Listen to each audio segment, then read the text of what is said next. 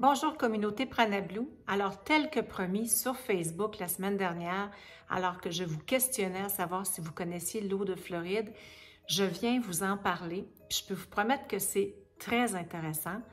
Alors, dans un premier temps, je voulais vous dire que je connaissais ça, l'eau de Floride, depuis, je pense, mes 17 ans. Lorsque je terminais mon cours d'esthétique, j'avais obtenu un emploi chez Pharmaprix, expérience que j'ai adorée. Et puis, je travaillais dans le comptoir des cosmétiques et je me souviens qu'il y a des dames, des mamans, même des grands-mamans qui venaient me réclamer de l'eau de Floride. Ils venaient automatiquement dans la section des parfums. Et puis, je ne connaissais pas ça. Et quelle ne fut pas ma surprise de trouver ça dans la section bébé avec les pâtes de zinc et le savon Baby Johnson et compagnie. Donc, je me suis un petit peu informée, puis les dames me disaient « Oh, on met ça sur nos bébés en sortant du bain, ça sent bon. » Alors, évidemment, étant une petite curieuse de nature, je m'en suis procurée, j'en ai acheté. Je me souviens que j'avais trouvé que ça sentait bon, plus ou moins. Mais bon, j'imagine que je n'étais pas très impressionnée. J'étais quand même entourée de grandes maisons de parfums, Chanel, Dior et compagnie. Donc, j'imagine que j'ai laissé ça de côté et j'ai même oublié l'existence de l'eau de Floride. Et je pense que je n'étais pas assez curieuse quand même à 17 ans pour me demander pourquoi ça s'appelle eau de Floride. Alors, il y a quelques mois, j'ai fait 2 vidéos avec Mariposa. Vous trouverez les vidéos, je pense que c'est les 2e ou les 3e vidéos que j'ai mises sur la chaîne YouTube. Donc, la première vidéo, c'était sur le Reiki, les cristaux, l'aouchi, puis être divin. Et j'avais fait une vidéo d'introduction sur l'ayahuasca et ensuite une 3e vidéo que j'avais déposée.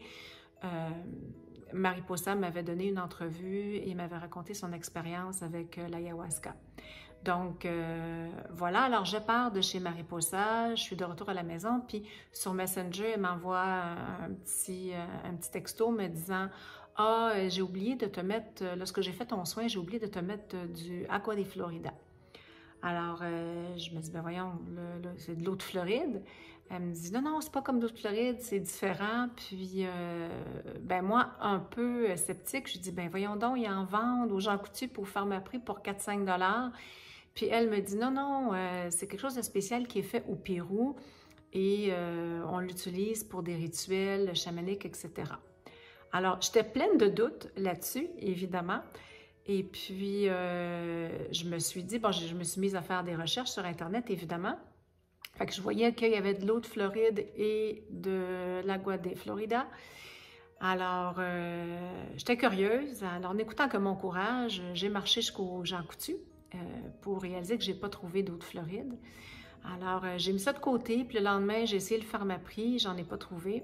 Bon, longue histoire courte, j'ai fini par en trouver dans quelques pharmacies. Mais en fait, j'aimerais vraiment ça vous expliquer un petit peu l'histoire, les utilisations et même les mythes qui entourent ce magnifique petit produit. Alors, restez là, je vous reviens dans une petite minute, je vous laisse avec quelques images.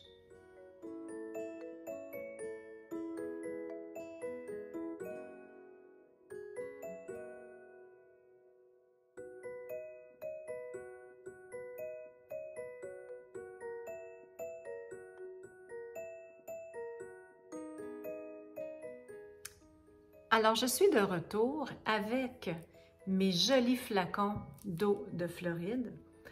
Donc, voici celui-ci, c'est le 221 ml. C'est maintenant produit par Murray & Landman. J'ai aussi trouvé un plus petit format 118 ml, comme ceci. Et les tout petits flacons de 59 ml, super pratique en voyage. Et celui-ci, ce flacon, c'est Agua de Florida. Donc, vous pouvez voir déjà en partant que les couleurs ne sont pas les mêmes. Okay? Alors, je vous explique rapidement. L'eau de Floride a été créée par un parfumeur qui était reconnu à l'époque du nom de Robert Murray. Ça s'appelle l'eau de Floride, mais ça a été créé dans la ville de New York. C'est quand même assez curieux.